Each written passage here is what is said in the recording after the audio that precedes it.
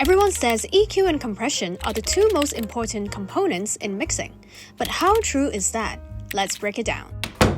What does EQ and comp plugin include? Obviously, there's EQ and compression, but you know what? I'm gonna be a bit sneaky. Is dynamic EQ also EQ and comp? Because it's basically a combination of EQ and comp. So that means I can use it. This is a song that JB mixed before, and he's giving me this challenge. For the sake of this video, I've already done the pannings because it's not part of the challenge. We are going to do the second chorus.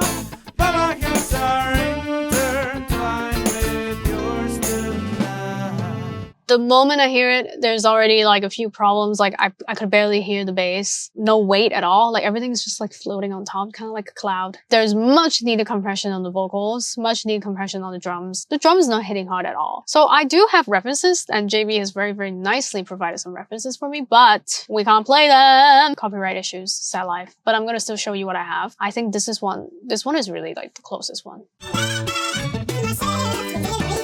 Oh wow, I love the openness of this mix. All right, let's go.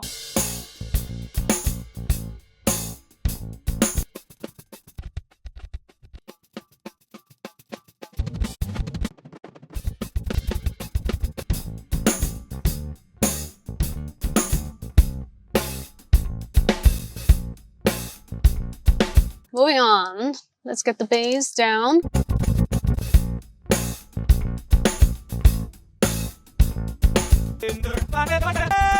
I'm tempted to put another compressor on. I want to, so that to make it even more stable.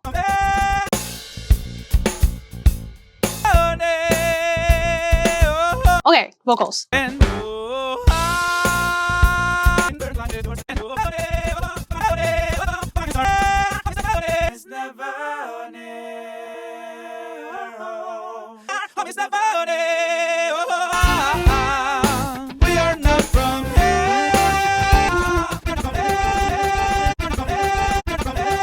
I really wish I can add some sort of delay and make it Alright, something like that. Like I really wish I can do that, but I can't. The guitars and the sax, they share pretty much the same resonant frequency, which is like 3 to 3K. So something needs to be lower, able to differentiate them. The sax will be lower. It will be like living in the 1K region. We are not from here.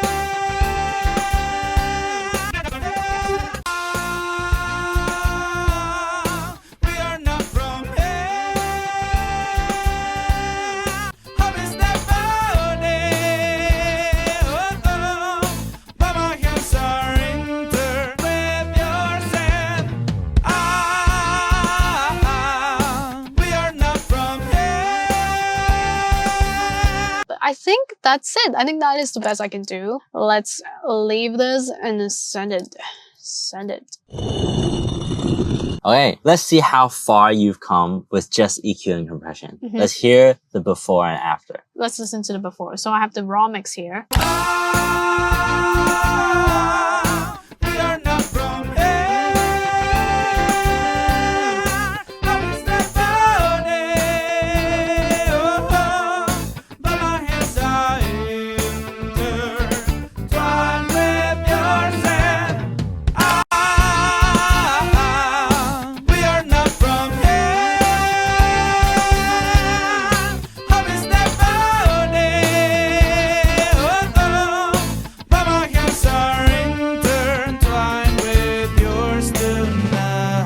Nice. Such a huge difference. Yeah, it is. Actually, I realized I shaped like a lot of the tone with just EQ and comp. I didn't even realize this. I kind of forgot that it was just EQ and comp. Because also like this song is not one that you need tons of effects.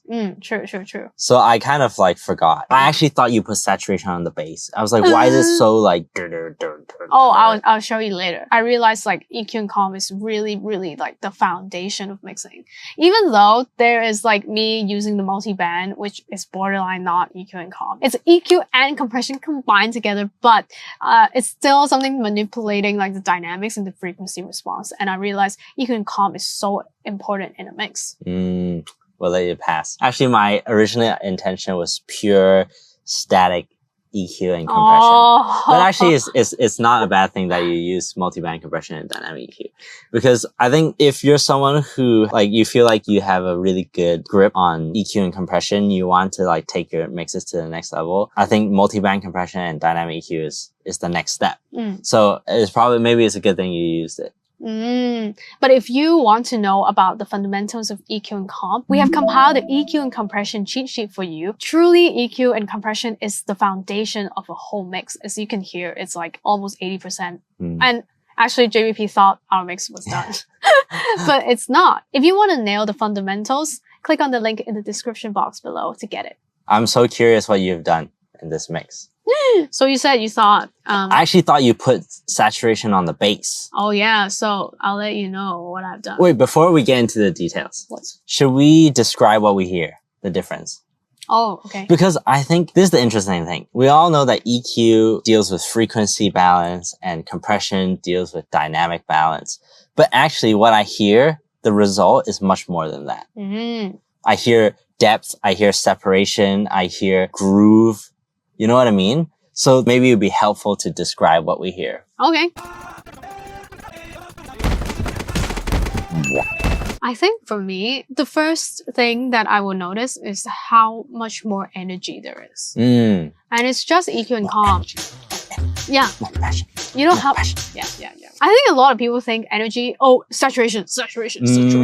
But like, there's no saturation in this. Behind the scenes, what's happening is everyone's working together now. Oh, yeah. You know what I mean? Like before, I couldn't really hear the vocal because all the BVs and the sax and the guitars were all like crowding the vocal. And then now that it's all separated, first of all, I can hear the syncopation in the guitar better and that's driving the groove. Before, like the drums and the bass were fighting and kind of buried. It's not that the energy wasn't in the song. It's like you uncovered it. The second thing I noticed is actually depth. There's like a room, but I didn't add any reverb. Like, it's so weird. It's so weird that there's some layer to it. It's almost like, oh, I now know the backing vocals are at the back. Basically, I don't exactly know what their positions are. I just know that there is that 3D-ness. Yeah. I find it so fascinating, honestly. Because in mixing, you're always thinking like, oh, what is the next best expensive plugin that people think that it will do magic or whatnot? Oh, I need widener. I need like some like mid-side. I need like fancy stuff to like, you know, make it wider, deeper, like this expensive reverb that has like, you know, like, the pre-delay. You know? Yeah. That's you. Talking about the pre-delays. You love your pre-delays. But actually depth, width, and clarity, it all starts with EQ and compression. So I'm quite impressed with the low end. I actually thought you had saturation on the bass, like no kidding. How did you get it to be so big, but not in the way of the vocal? Volume, I'm joking. I didn't even think about adding anything on the raw bass. I just straight up sent it to a parallel compression. Oh my gosh, what? So I made it so that the attack is slower, so that the transient comes through. Because I wanted it more punchy. I wanted the comes out. And for the release, I have it on like fast-ish. Yeah. Because I want liveliness, but then I also wanted control. So it's like a lively but controlled. You just have to find the balance. Yeah, basically. Actually, this is something we mentioned in that free EQ and compression cheat sheet, is how to rename the attack and release knobs so that you understand it musically and not just fast, slow milliseconds. Yeah. It might be helpful. So let's listen to it without my other plugins.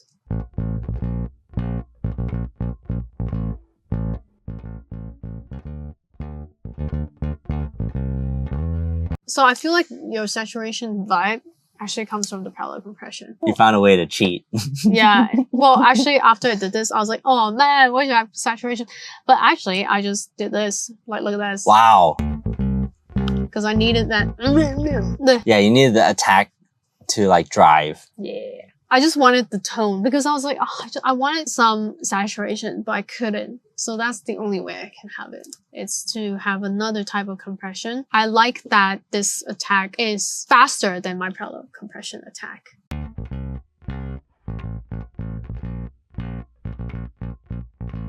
Yeah, what else do you want to know? I actually spent, do you know what? They know, as in you know, I spent half an hour on the drums and just 20 minutes on everything else. Oh my gosh. All right. I guess we have to look at the drums now so that you don't waste all the effort. All right. Tell me, what did you do? Oh, you had no gate, so you trimmed it. Yes. I was like, is gate some sort of compressor? Because it also has a threshold and the attack and release. Wait, did you DS as well? No. I was like, okay, technically DS is also multi-band compression. But I was like, I've cheated enough with the multi-band, so I will let go of the DS. Wow. Okay, so I see some SSL. Yeah, your favorite. Yeah, good choice. So this is the overheads. Basically, I heard the reference and I was like, I love the reference's fatness on the drums.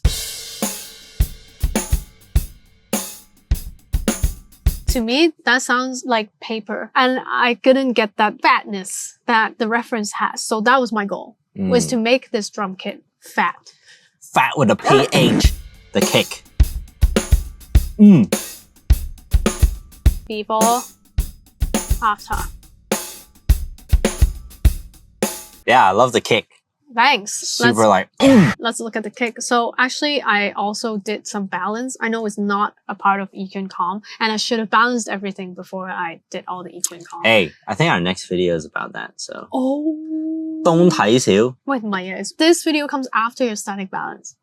Oh. We just talked about the power of balance in the last video, so 東睇少. So, for the kick, I think because I was so limited to just EQ. Actually, sorry. I shouldn't say it like that. I am very privileged to be limited by EQ because you can do so much. Yeah, next time you're only allowed to mix with reverb and delay or something. Ha! Every single plugin has a very distinctive purpose. Oh yeah, the sub.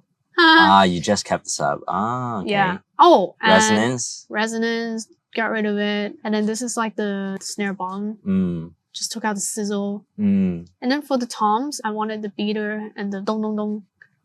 So the floor tom dong dong dong is lower.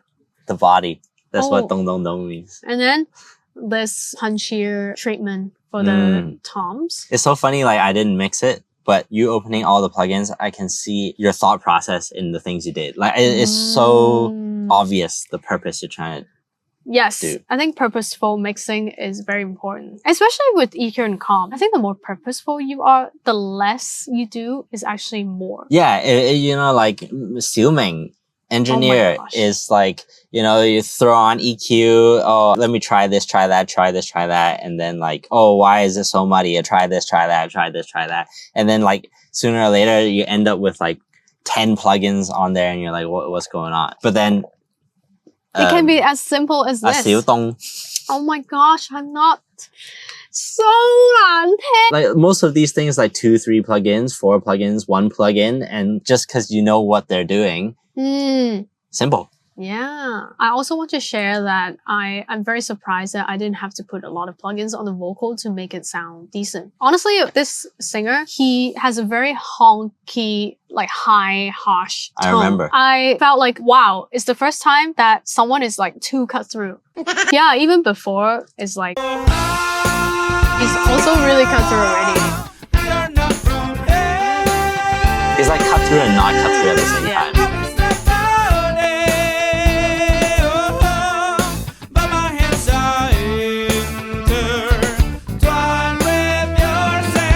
More like subtractive. I was taming a lot of things more than like trying to add stuff. Taming. But just like little moves here and there. It's all just little moves. Little moves. Well, I don't know how much this is. Oh, little moves. And I try to bring out more of his cut throughness. He has this honkiness around 1K. So I took it higher. So this is like 2, 3K. And then the weirdest thing is I boosted 5K. So like in summary, basically your whole vocal chain is control the harshness, get him to sit well dynamically, and then you did help it to cut through, but you just found the right places for it to cut through. Yeah. Simple. Who knew mixing could be so easy? Well, okay, I take that back. Mixing is not easy. It can be simple. Yeah, it can be very simple. Yeah, and last but not the least, this track doesn't have much instruments. So the only like music instrumental part other than the vocal, drum, bass, and backing vocals is electric guitar and saxophone. Did you find it hard to get them to work together? Yes. I actually had to decide what frequency they sit in. And at the end of the day, I was like, obviously the saxophone sounded slightly lower. So the saxophone will take up in the lower mid frequency. Treat it like a pad. Yeah, and then the guitars is sitting like in the higher high mid frequency. And it makes sense because it's playing that kind of rhythmic thing, and you're not gonna have like a whoop whoop whoop whoop. You need a bang bang bang bang bang. They're both whoop, yeah. Whoop, whoop, whoop. I think for me, the compression in these two instruments are not the main point. For me, it was deciding what frequency they should sit in and commit to that. Did you add any compression then, or just like a little bit? I think the saxophone I added a fair amount because I wanted the warmth. Tone as well. Yeah, I love the warmth. And plus I was like, oh, compressors, I can choose a lot. Your intentions are correct. I think I agree that it's a very warm compressor. Yeah. So like it's perfect actually because it complements the EQ choices that you're doing. Yeah, exactly. So the next EQ is just getting some stuff out of the vocals. I guess mid-size counts as EQ. It is. Cheating! It's not. You didn't. Okay. Yeah, okay, I didn't say. Okay, did you compress the EG? Yes. So I just added a little gray.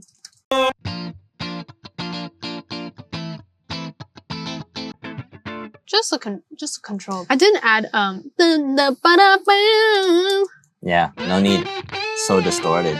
Yeah, I thought, oh, so compressed, no need. Yeah. All I need to do is make sure it cuts through when it does and not in the way of the vocals. So that's what I did. I think part of being intentional is also knowing when not to do something. Yeah, totally. I totally agree. And at the very end, my chain is, only two. Well, you only have two things to work with. Yeah, so just a compressor. I was like, oh, should I get SSL again? But then I tried on API and I thought, oh, it sounds pretty lively.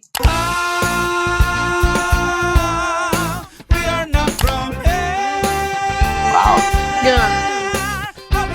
This just tightens up everything together. I think compression is so powerful too, not just EQ. I feel like EQ, you can hear it, is like tangible. It's almost, but compression is feeling it. You really feel like it's like energy and consistency. Yeah. The Pultec, I do love the tone, and I think Pultec has some sort of power, which is if you don't do anything and you just turn it on, it will already automatically add fatness into your mix. Should make the challenge harder next time. Oh, like Pro Q3 and C2. Oh my gosh, that'll be your challenge next time because, we take turns. I added a tiny bit of shimmer and some low end.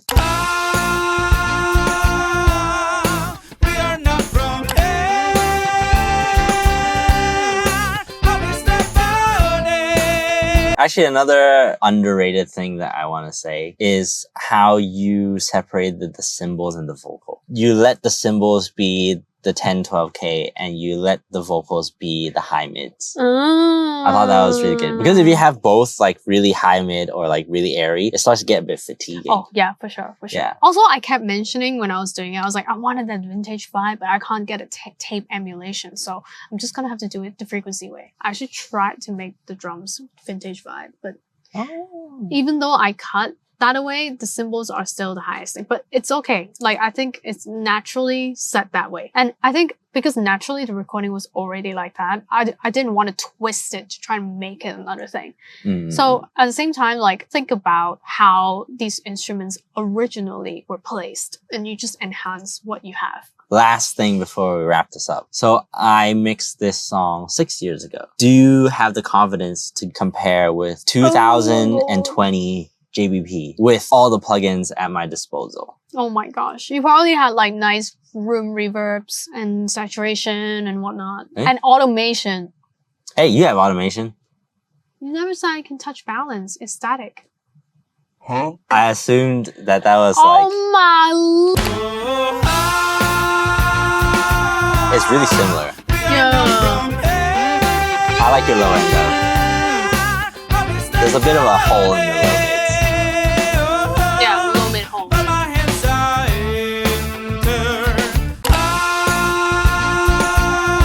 It sounds so different.